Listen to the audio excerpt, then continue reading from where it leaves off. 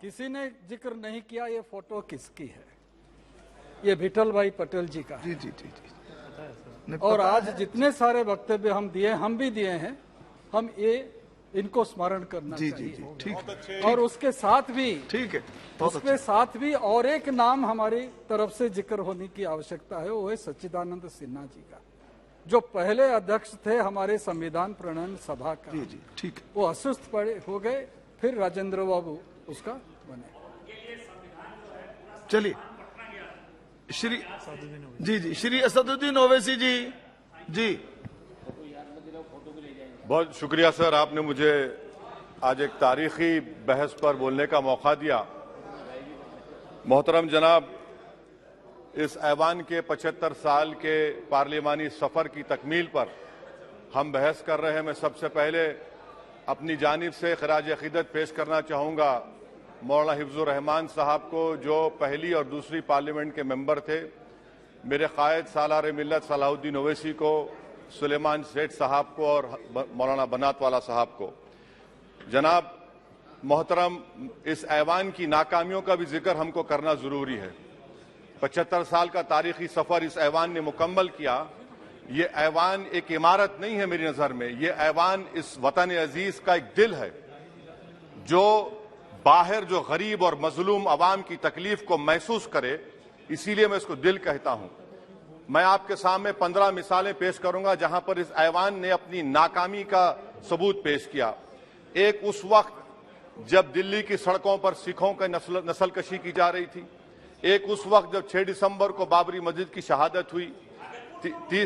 आ रहा हूं भागलपुर, जिसमें रेशम के कारोबार को खत्म किया गया, मुसलमानों को दफना दिया और वहां पर फूल गोभी उगना शुरू हो गई। एक उस वक्त नाकामी साबित हुई जब मुजफ्फरनगर और गुजरात में नस्लकशी की गई।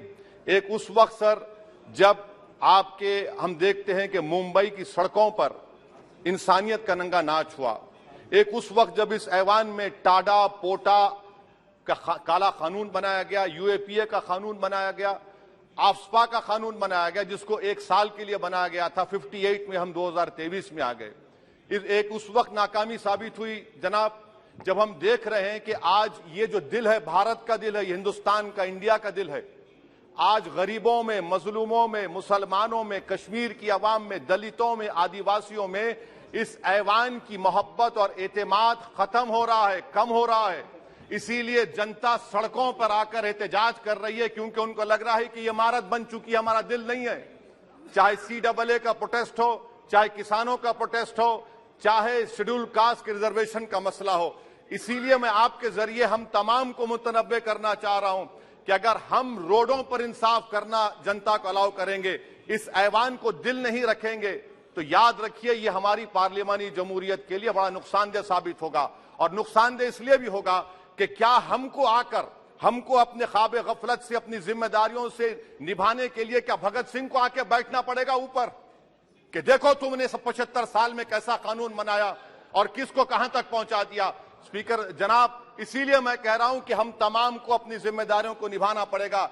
ये इमारतें ईंट से बनी हुई जरूर हैं, मगर ये इस इमारत में दिल है। इस इमारत को दिल के तौर पर बरकरार रखना पड़ेगा। स्पीकर सर, एक और मिसाल दे रहा हूं जहां पर इस ऐवान की नाकामी है। सर, अब तक लोकसभा के कितने 899 मेंबर कामयाब हुए। अब बताइए सर, पार्लियामेंट्री जमहूरियत में शराकतदारी की जमहूरियत है, रिप्रेजेंटेटिव फॉर्म ऑफ डेमोक्रेसी में 8,992 में कितने मुसलमान कामयाब हुए? कितने सर? 520, जबकि 1070 को इस ऐवान का मेंबर होना चाहिए था। कितना डिप्रीविएशन है सर, कितना डिप्रीविएशन है? 92% डिप्रीविएशन है। इस मौजूदा पार्लियामेंट में स्पीकर साहब सिर्फ 26 हैं, 14% मुसलमान और सिर्फ 4.8 उनका रिप्रेजेंटेशन है। बताइए, हम वोट डालने वाले बन गए, वोट लेने वाले नहीं बने। या तो हकीकत यह है कि आप वोट डालना नहीं चाहते उनको, आप सबको वोट डालेंगे, मगर जहां पर मुसलमान आएगा वो कामयाब नहीं होगा। बताइए, जब दिल में एक 14% आबादी की नुमाइंदगी नहीं होगी तो आप क्या फैसले करेंगे? क्या इस ऐवान को हम कहेंगे कि ये रिप्रेजेंटेटिव फॉर्म ऑफ डेमोक्रेसी है? स्पीकर साहब, मैं आपको एक और मिसाल देना चाह रहा हूं। बाबा साहेब अंबेडकर ने सही कहा था, अंग्रेज उस जमाने में पार्लियामेंट बुलाते थे टैक्स बढ़ाने के लिए, हम उसी रास्ते पर जा रहे हैं। हम उसी रास्ते पर जा रहे हैं। हम तो बाबा साहेब अम्बेडकर को हमने सच साबित कर दिया।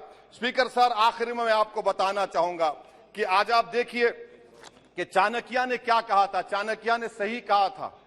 चाणक्य ने सही कहा था कि जब राज चलाने वाले व्यापारी हो जाएंगे तो उस राज के लोग भिखारी हो जाएंगे।